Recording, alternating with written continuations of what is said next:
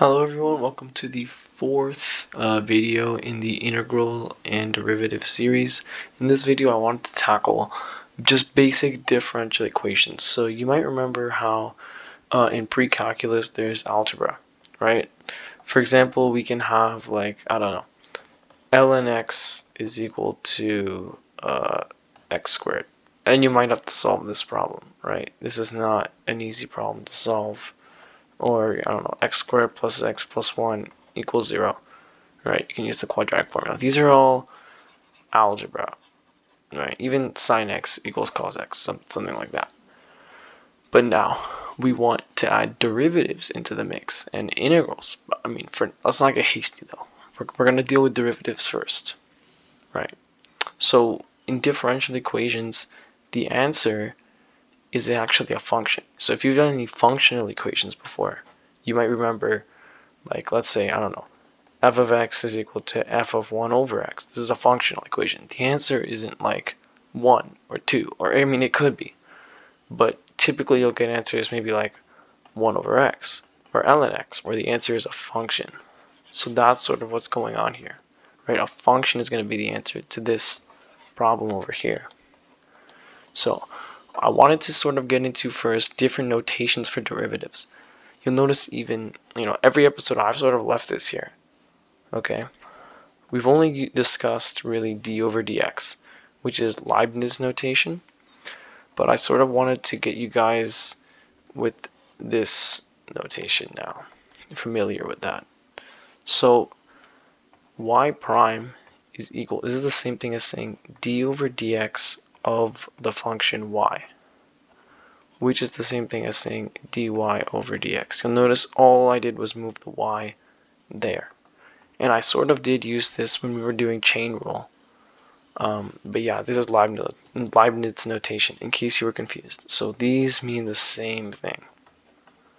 Same thing, okay? Even f of x, this is the same thing.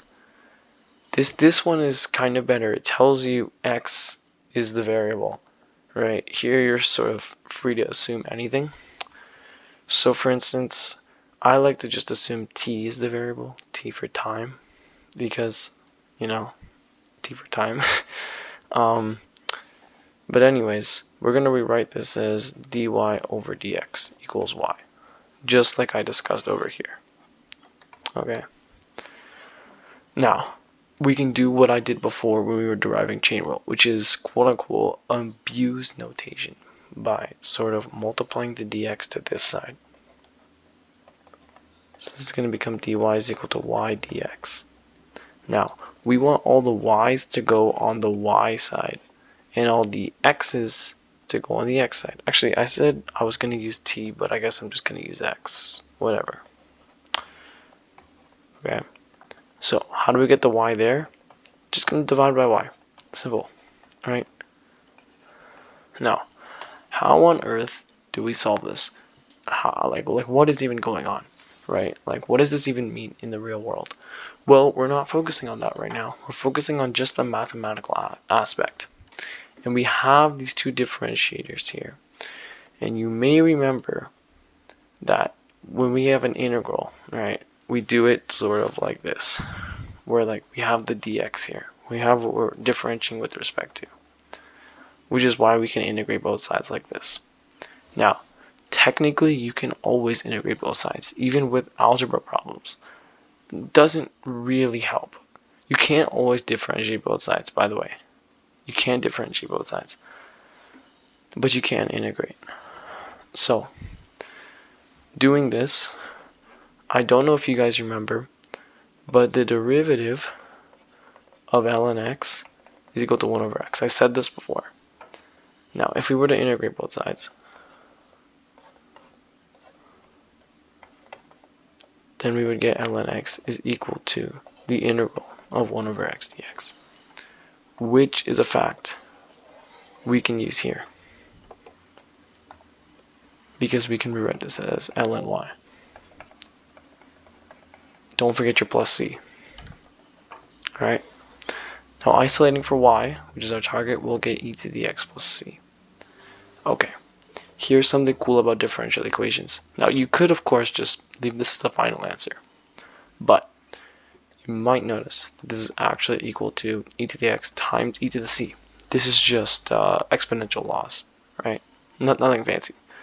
But e to the c, that's just e to the power of some number, aka it's just some number. We can call this number whatever we want. I can call it a.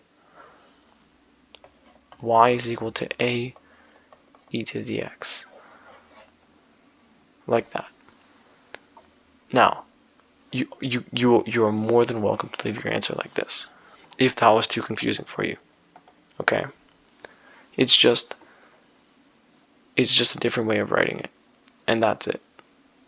So, anyway, if we want to test this out, we can go ahead and say, like, I don't know, 5e to the x. Okay, now let's differentiate 5e to the x. Alright, that's just 5 times d over dx e to the x, which we know is just 5e to the x. Okay, so we know that that works. We can try it in this other notation too. These are equal, right? These are equal, but we can try it just for the sake of trying.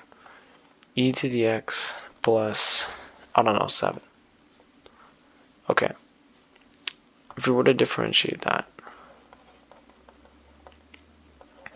we would get e to the x plus 7 times the derivative of x plus 7, which is 1.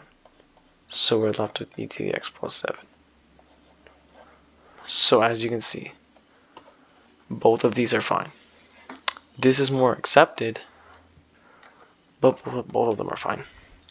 So thank you for watching this video. I hope you learned something about differential equations.